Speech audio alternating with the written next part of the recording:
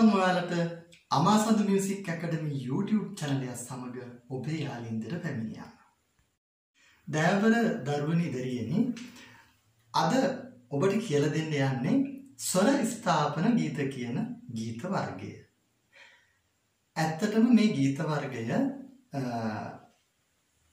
ගැන කවුරු හරි ඔබගෙන් ඇහුවොත් එහෙම ඔබ මේක පැහැදිලි කරලා දෙන්න ඕන. කොහොමද කියලා දෙන්න දුවේ පුතේ?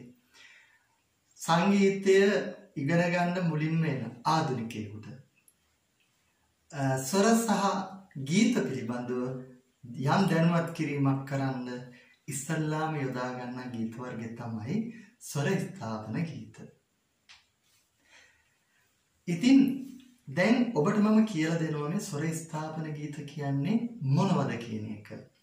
මේ ගීත ඉගෙන ගන්නකොට ස්වර ප්‍රස්ථාර කිරීම, ගීත ප්‍රස්ථාර කිරීම ඇත්තටම වැදගත් මෙතනදී. ඒ වගේම මේකේ වාසි කීපයක් තියෙනවා.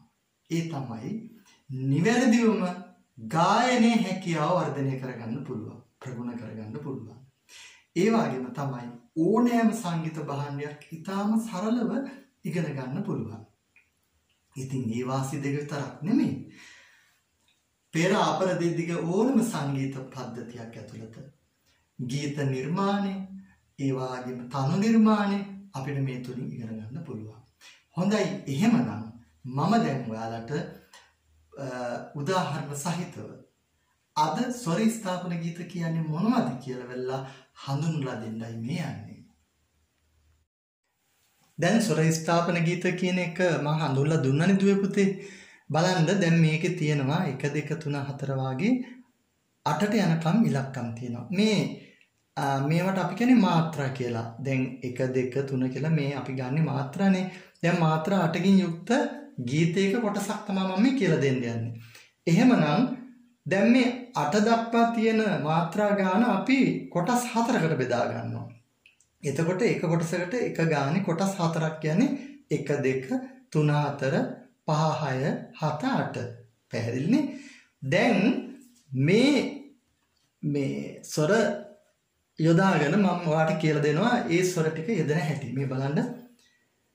සාරි සාරි අන්න ස්වර දැන් යෙදුවා. ඊට පස්සේ අපි ඒකට අදාළව ගීතයක් බලනවා. මේ බලන්න. හාවා හාවා. දැන් පැහැදිලිනේ? බලන්න දැන් මේකේ ස්වර යොදනකොට ඇදෙන තැනට ඉරි කෑලි යොදලා තියෙනවා. වචනවලදී අපි ඒ සකුරක් යොදා ගන්නවා. දැන් තේරුණානේ? ඔන්න මාත්‍රා 8කින් යුක්ත ගීතයක කොටසක්. දැන් බලන්න දුවේ පුතේ, මෙතන අරන් තියෙන්නේ මාත්‍රා 10ක එකක්. එතකොට අපි මාත්‍රා 10ත් කොටස් 4කට බෙදා ගන්නවා. කොහොමද බෙදාගන්නේ? 2කුයි 3කුයි 2කුයි 3කුයි. ඒ කියන්නේ 1 2 3 4 5 6 7 8 6 7 8 9 10. දැන් තේරෙනවනේ? දැන් ඔන්න ඒකට අපි ස්වර දානවා. කොහොමද? සා සාරි ගා ගාරි. තේරෙනව නේද? දැන් බලන්න වචන දානවා මේ. හා හාවා හා හාවා. තේරෙනවද? එහෙමනම් ඔන්න මාත්‍රා 10කින් යුත් ගීතය. දැන් බලන්න දුවේ පුතේ, මේ ස්වර ස්ථාපන ගීතය යටතේ මාත්‍රා 12කින් යුක්ත ගීතයක්. දැන් බලන්න මේ බලන්න. දැන් මේ මාත්‍රා 12ක් වෙදිච්චාම අපි කොටස් 4කට බෙදා ගන්න. කොහොමද? 3 3 කොටස් 4කට බෙදා ගන්න. දැන් මාත්‍රා 3න් 3ට යෙදෙන ගීතයක් මම මේ කියලා දෙන්නේ. එහෙමනම් දැන් කොහොමද අපි ඒක ගන්නෙ?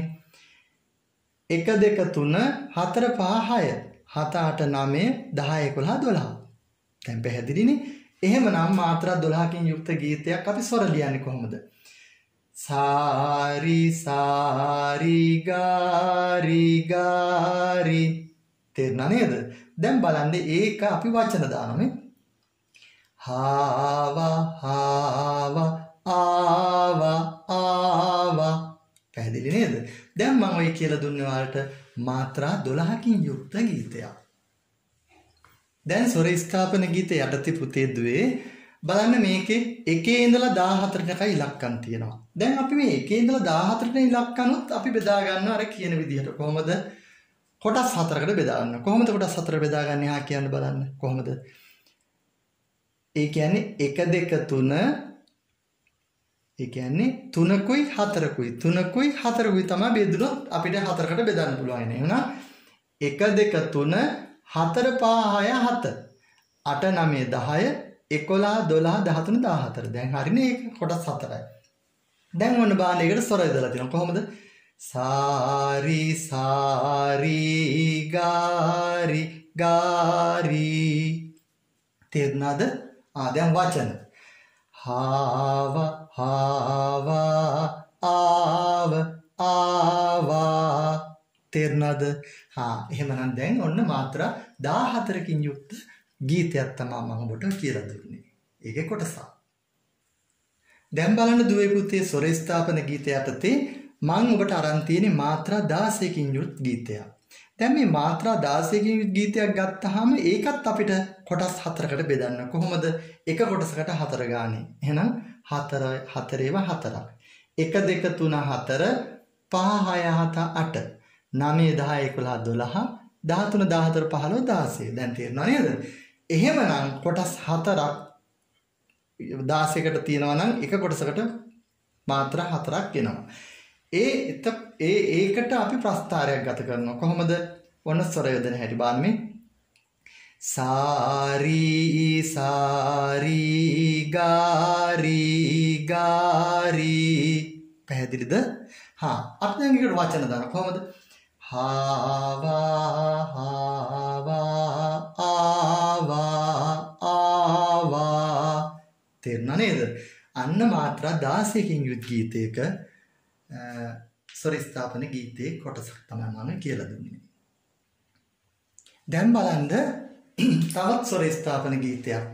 දැන් ඔයාලට මම කියලා දුන්නේ මාත්‍රා 8 12 14 16 ආදි වශයෙන්. ඒවට මාත්‍රා බෙදීම අපිට කොටස් 4 ගානේ බෙදන්න පුළුවන් වුණා. හැබැයි මේ ගීතය මාත්‍රා 24කින් යුක්ත ගීතයක් තමයි මම මේ අරන් තියෙන්නේ. ගීතේ කොටසක්. ඒ කියන්නේ කොහොමද? මාත්‍රා 24කින් කියපුවාම ඔයාලට පේනවා ඇති මේකේ කොටස් 8ක් තියෙනවා.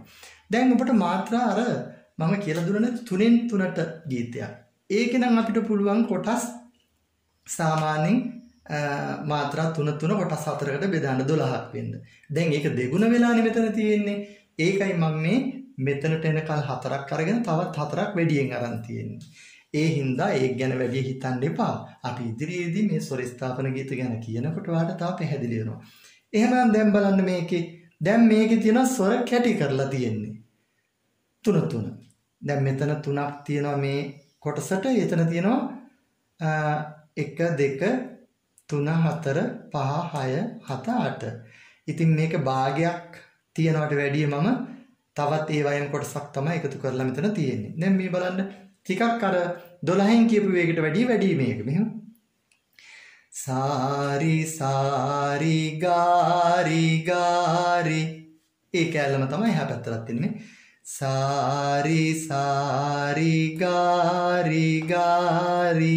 වචන වලින් කිව්ව හාව හාව ආව ආව හාව හාව ආව ආව. දැන් පැහැදිලි නේද? එහෙමනම් දැන් මේ කියලා දුන්නේ මාත්‍රා 24කින් යුත් ගීතයක්. ඒක ඒ ගීතේ කොටසක් නෙමෙයි අරන් තියෙන්නේ. හොඳයි. ඕක තමයි අපි මේ අද ඔබට මේ ස්වර ස්ථාපන ගීත ගැන හඳුන්ලා දෙන්න ගත්ත පළවෙනි වෑයම. දැන් අපි එහෙමනම් අපේ අවසාන අධීරයට පැමිණලා තියෙනවා. එහෙමනම් ලබන පාඩමේදී මේක සවිස්තරාත්මක ඔබට ස්වර ස්ථාපන ගීත ගැන ලස්සන ගීත කීපයකට අරගෙන වාදනය කරමින් ගායනය කරමින් අපි ඔබට ඉදිරිපත් කරනවා. ඒ කියන්නේ මම. හොඳේ. එතකොට ඒ අවස්ථාව ඔබට උදා කර දෙමින් ඒ සුන්දර අත්දැකීම් විඳින්න ලබන සතියේ අපිත් එක්ක එකතු වන්න. අපේ අමාසන්ද මියුසික් YouTube channel සමග. තෙරුවන් සරණයි.